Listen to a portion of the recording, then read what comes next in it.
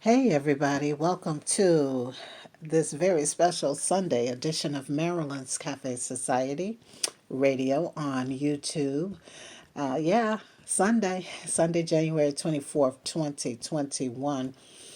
And so rather than just not do a show at all this weekend, I thought I'd just bring it to you a little late. So I am coming to you sort of at the last minute because I missed recording the show on yesterday, Saturday, as I normally do, due to an emergency. So I know some of you were thinking, boy, she must have hit that Powerball or the Mega Millions. Nope, that wasn't why. I just had an emergency, so I wasn't able to get to the show on yesterday. And so here we are on a Sunday evening, January 24th, 2021. And how's your week been? Now, it would not surprise me if one of my listeners or viewers was a Powerball winner or Mega Millions winner. Of course, you would be in Maryland if you won the Powerball, and in Michigan if you won the Mega Millions. But, we have listeners everywhere across the globe, right? All right. So, in case you haven't heard, those are the two places where the winners of these record breaking lottery jackpots are. Both jackpots, as you've probably heard, were worth very close to $1 billion each. Can you imagine? $1 billion each. And so the person from Maryland comes from a very small town. The reports were saying, 1,200 people. Oh boy, that's incredible. And so, boy, and what luck they experienced. Now, the winners are not required by law to, you know, announce who they are. But in Michigan, the winners of the Mega Millions do have to come forth. I guess they have a year to do so, but they do have to come forth. And so, you know, I'm sure they're lawyering up. They're getting their accountants in place, their financial advisors, spiritual guidance, and all of that good stuff. As they, of course, have been catapulted into a totally new tax bracket, and of course they'll be able to do so much with those winnings. Just imagine being asked the question, "How did you come into your millions?" And you say, "Oh, I played the lottery." Well, congratulations to the winners. And you can't win if you don't play. I don't play often, but for these past couple of weeks, because the jackpot was so high, I thought, why not? Somebody has to win. I know the chances were 1 in a trillion, but you just never know. And so, again, congratulations to those winners. All right, so other than that, we had the inauguration that happened this past week. Did you get a chance to check it out? I I did. I caught, most of it, and I'm telling you, it was just a beautiful ceremony. Although they were missing the hundreds of thousands of people that normally are, physically present for a presidential inauguration. The show went on, and boy, was it just a very nice ceremony. And of course, Bernie Sanders being memed all over the place because of his attire and his just overall coolness, right? And then the young lady who recited the beautiful poem is being talked about all over the place. J Lo and just everyone. Everyone just did a wonderful, wonderful, wonderful job at this past inauguration. And so we are just looking forward to becoming, you know, uh, returning to some sense of normalcy. Her name was Amanda Gorman, the youth poet laureate for the inauguration ceremony this past week. Amanda Gorman. Fantastic, fantastic.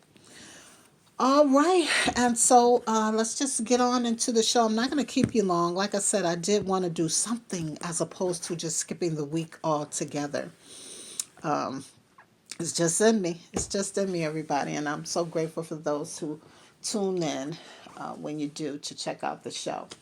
All right, let's get the latest coronavirus crisis update as of around noon, 1 o'clock today. It's being reported that more than 99 million COVID 19 cases have been confirmed globally and more than 2.1 million deaths. Here in the United States, we've now surpassed 25 million confirmed COVID 19 cases and more than 418,000 deaths. Of course, this all sounds so dark and gloomy, but we know that things are going to get better. Things are already turning around, and we're just going to stand on that, all right? So we'll stay tuned, and of course, next week I'll give you the new numbers. Let's just kind of move into business. Starting with President Biden and his administration, they hit the ground running after the inauguration, the historic inauguration and ceremony and events. And of course, he signed numerous executive orders, including two that will send additional help to financially vulnerable Americans. Now, it's being reported that Biden and the administration in general is taking a second look at that $2 trillion economic bill that he introduced early last week, which included more emergency pandemic relief. Now, the report is they're taking a second look to see how they can make it even more better. Of course, there's some kickback from the Republican parties, but remember the Democrats now have majority in the House and the Senate. And certainly with Madam Vice President Kamala Harris in position, they can probably push it through, but they are trying to work both sides of the aisle and come to some kind of happy medium, and I'm sure that they will. So stay tuned, everybody. I'll definitely keep you informed and updated and let you know about those changes or improvements that they've made to this economic bill and the emergency assistance that so many Americans are still in need of. And it's so interesting. On the one hand, we have all of these people who are suffering drastically from the pandemic, and yet, on the other hand, there's some people who are doing really well, have not been affected at all. And so it doesn't seem fair, but it's going to work out. It's going to work out. All right. The United States Labor Department has reported that 900,000 more Americans filed for unemployment benefits for the first time in the past week. They did correct the previous week, which I believe the report was 967,000. They made the adjustment and correction, and it turned out to be 926,000 more Americans filed the week prior. But this past week, that number is accurate. 900,000 more Americans are unemployed. It's just so hard to wrap your mind around that number. And this is not a one-time number. These are numbers that are being released every week, you all. And so, again, it seems so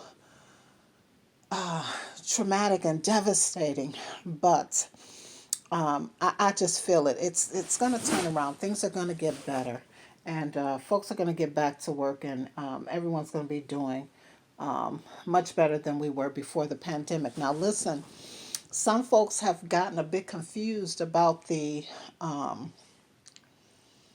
initiative that President Biden is trying to push with $15 minimum wage.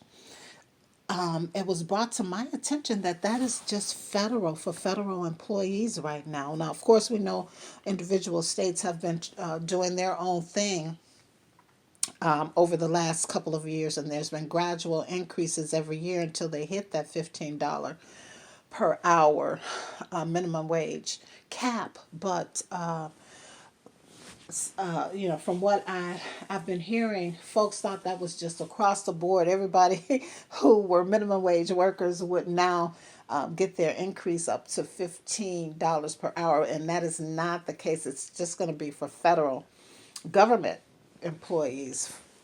That's my understanding. But again, we'll take a look at what they come up with next week. I guess they're gonna refocus their energy to that bill next week, and from what I'm understanding, the goal is to try to get the help out by early February to everyone. All right, and so after King Day, right after King Day, we kind of rolled into two important seasons: tax season and, of course, Black History Month.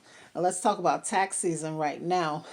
It's upon us, and the IRS has delayed the start of the tax filing period to February 12th of this year. Now, normally they would begin processing tax returns in late January, that's next week. But something happened in the last year, and you guys know what it is. And so everything has caused them to be behind schedule.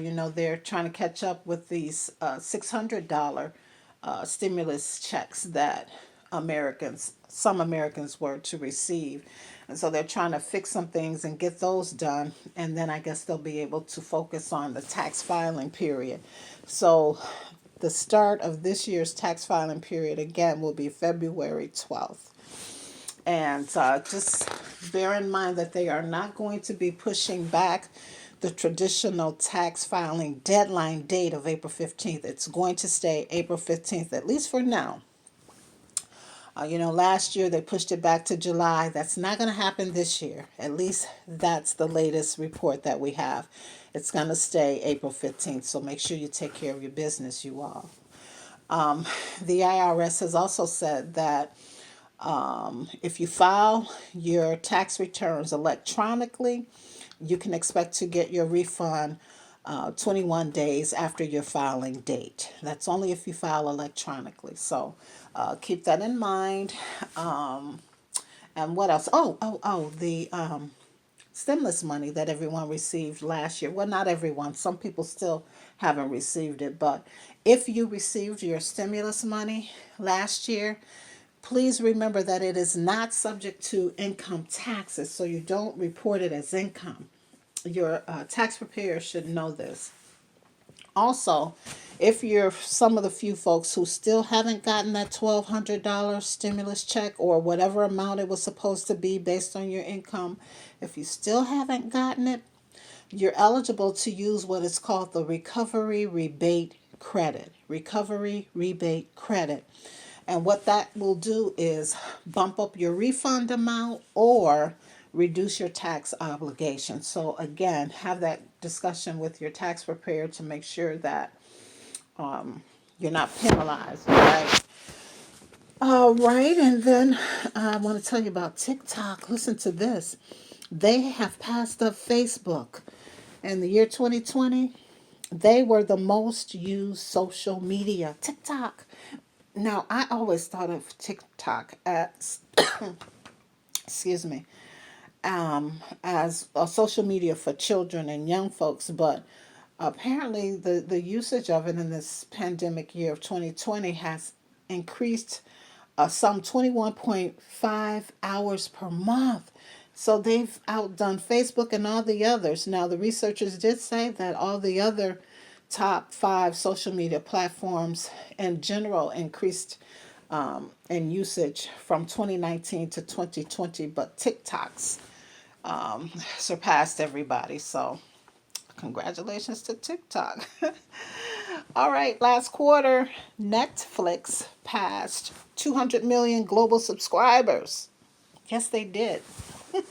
That is incredible. And so they have gone on record to say that they are not in need of any external financing to fund their operations. And I guess not with that high number. All right, let's go to the stock market report.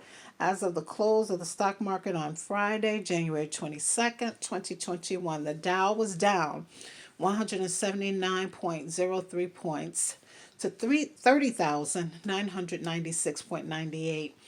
The S&P 500 was also down 11.60 points to 3,841.47, but the Nasdaq was up 12.15 points to 13,543.6 points. All right, you all, and gold is down $9.70 to $1,856.20 per ounce. Oil is dipped also 86 cents to $52.27 per barrel. Ready for some entertainment news? Well, here it is. The country and, of course, the world in general is remembering baseball legend and Hall of Famer Hank Aaron, who passed away this past Friday. Now, his baseball career is just utterly unbelievable, including becoming a National League MVP. Of course, he started out in the Negro League and quickly was elevated to the National League. Again, just having a stellar baseball career. Now, he was 86 years old when he passed this past Friday, and of course, we send our prayers and condolences to his family. Well, are you ready for some festivals and events? Well, they're happening. They may be online, but they're still happening. And of course, South by Southwest has announced their keynote speaker for one of their main events for the upcoming South by Southwest online event. And that is, of course, musician, philanthropist, and entrepreneur Willie Nelson. Yeah. And there's another long list of featured speakers who will be speaking at their various 230 conference sessions. And it's all going to take place on March 16th through the 20th of this year. And their programming is organized by themes. And here's some of the themes that they will be tackling or speaking on.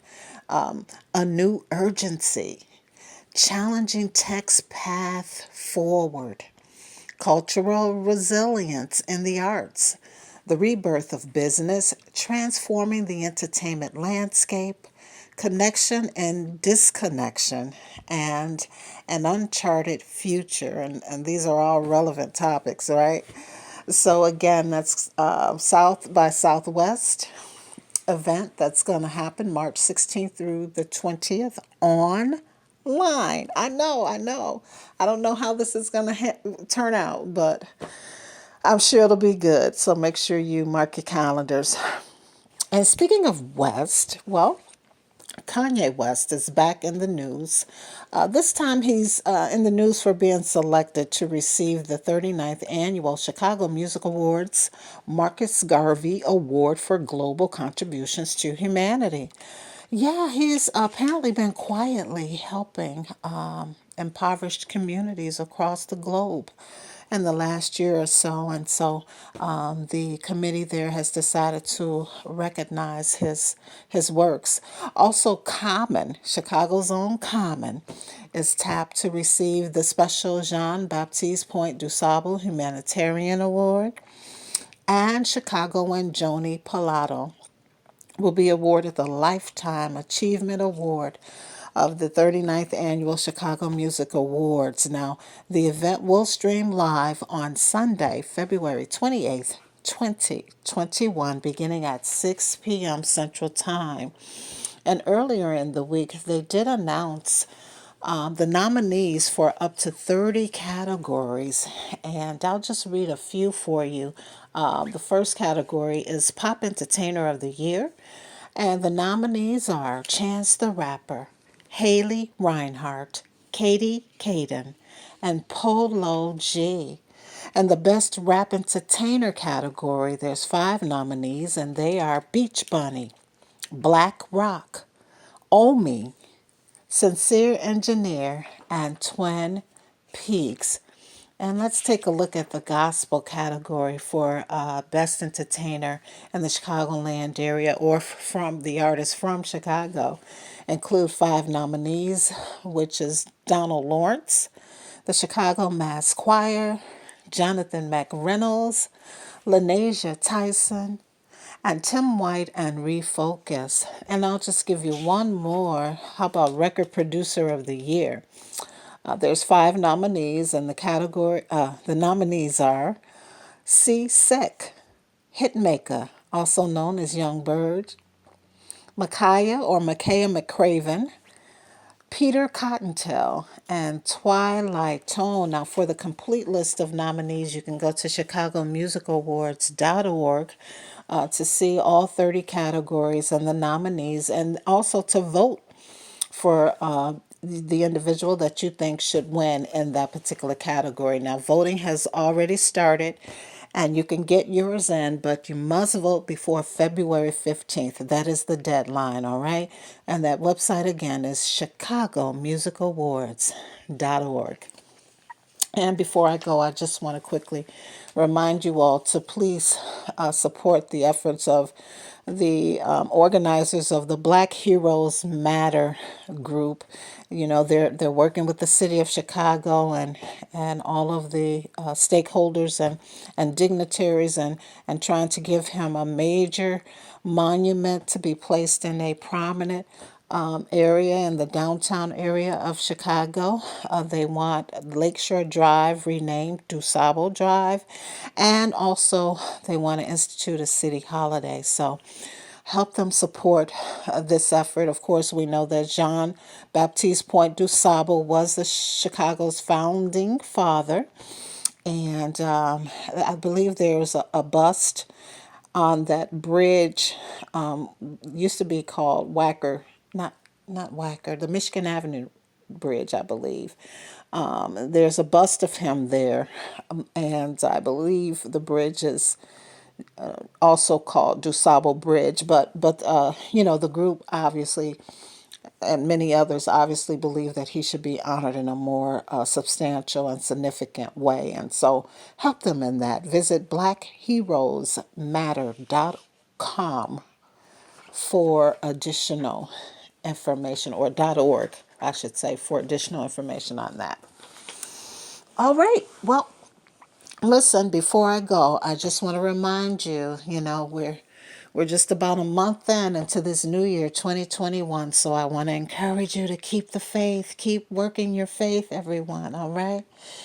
Keep the faith going. And of course, to remind you to use our new word for 2021, starting with this month in January, and that is Janissary. Janissary.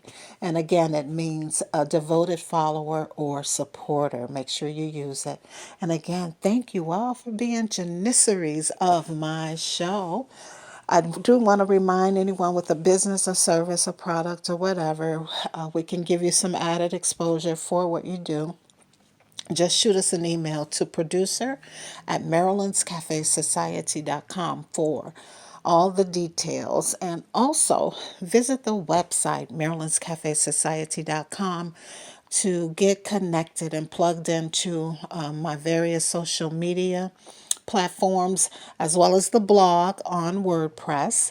And don't just visit, make sure that you like, subscribe, friend, share, and all of that good stuff. I appreciate it so much. Thank you, guys. Listen, let me tell you what love is for this weekend. Love is when your heart goes with her. Or for the ladies, love is when your heart goes with him. All right? Well, as always, I want to leave you with this, and that is to make sure that you live, you laugh, and you love this week. As always, it's a pleasure and a privilege to hang out with you, and we'll hang out during the blog. I'll communicate during the blog midweek in this coming week, and definitely, we'll see you. I'll be back on camera next Saturday for Saturday's edition of Marilyn's Cafe Society on YouTube. Have a good one, everybody. Peace and good night.